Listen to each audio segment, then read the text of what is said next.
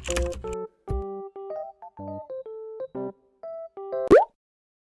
everyone! Ngayon nga ay magluluto ako ng pusit. Konti nga lang yung binili natin kasi kami lang naman kakain, tapos alam nyo naman, hindi naman nag-uulam yung aking junakis. Nilinisan ko na rin pala siya, kinuha ko lang yung ngipin ng pusit, tapos kinuha ko rin yung parang plastic niya sa loob ng kanyang katawan, and then tinanggal na natin yung ink. Hindi ko alam kung anong tawag dito, pero itim kasi siya, so para sa akin, ink yung tawag ko sa kanya kasi 'di ba sa ballpen, pag wala ng ink, ganar, char. Tapos ko na nga rin pala siyang tanggalan ng mga ngipin, ink at saka yung parang plastic niya sa loob. Kaya ang ginawa ko na next is ginugunting na natin. Hindi ko na siya ginamitan ng kutsilyo, malambot lang din naman siya, kaya gunting na yung ginamit ko. Mas mapapabilis kasi yung galaw natin kung guguntingin ko na lang kaysa gumamit pa ako ng kutsilyo. Medyo nangitim na nga rin yung tubig ng pusit kasi 'di ba kanina kung nakita nyo pumutok yung ink niya, kaya nagkalat talaga yung mga itim-itim. And fast forward, tapos na tayo maghugas ng pusit, kaya sinunod ko naman itong isda. Ilang pirasong isda nga lang yung binili natin kasi para iprito ko lang, tapos plano ko sana after iprito bukas pwede natin siya sabawan.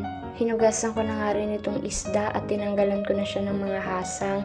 Hindi ko na nga rin pala hihiwaan to sa gitna kasi medyo maliliit lang din naman siya. Pag malaking isda kasi minsan hinihiwaan ko talaga sa gitna, pero ito maliliit siya masyado kaya okay na yun, wala nang hiwa-hiwa. Nagpainit na nga rin pala tayo ng mantika sa kaldero at nilagay ko na yung ating mga ingredients. Sinasabay ko talaga yan kasi baka may magsabi na naman dapat una ganito, una ganyan. Depende kasi yan sa nagluluto. Ako naman kasi ang mindset ko maluluto naman lahat yan, kaya sinasabay-sabay ko na. Yung medyo naluto na nga yung ating mga ingredients, nilagay ko na tong pusit. Siguro papalitan na natin yung pangalan ko sa YouTube. Gagawin na natin Cooking Mama. Charot!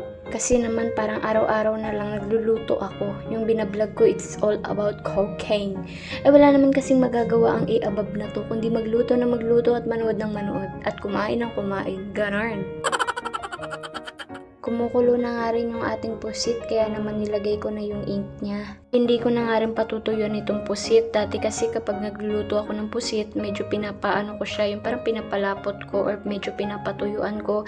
Hindi kagaya ng ganito, medyo masabaw talaga. Pero okay lang naman kahit medyo masabaw kasi yung anak ko kasi ayaw niya mag-ulam. Kaya kailangan talaga palaging may sabaw. Naluto na yung ating pusit, kaya naman tinanggal ko na siya, tapos sinunod ko na rin itong isda.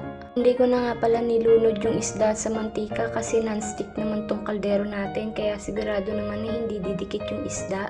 Hindi nga dumikit pero naputol naman yung mga ulo niya. Char! At yung ibang part nga ng isda luto na, pero yung sa kabilang part hindi pa siya luto. Hindi ko alam, siguro yung apoy kasi nasa gitna lang. May ganon.